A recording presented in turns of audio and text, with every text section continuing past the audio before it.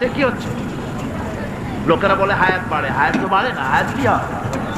জন্মের পরের থেকে আমার জন্য রিজার্ভ আছে যতটুকু, 50 বছর বাঁচবো, 60 বছর বাঁচবো, যতটুকু হায়াত আমার জন্য নির্ধারিত করা আছে, নির্ধারণ করা আছে, প্রতিদিন একদিন করে কমে যেতেছে।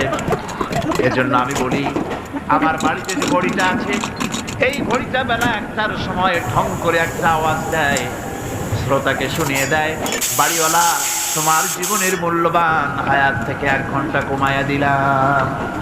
2টার সময় 2টা ঘন্টা লাগায় শোনায় দিল, বান্দারে তোমার জীবনের মূল্যবান সময় থেকে 2টি ঘন্টা কমে গেল।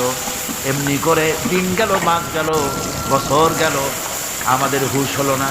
সময় চলে গেল তাস খেলে খেলে, সময় চলে গেল আমাদের খেলাধুলা করে, শয়তানি বদমাশি করে, সময় কতটুকু পেলাম।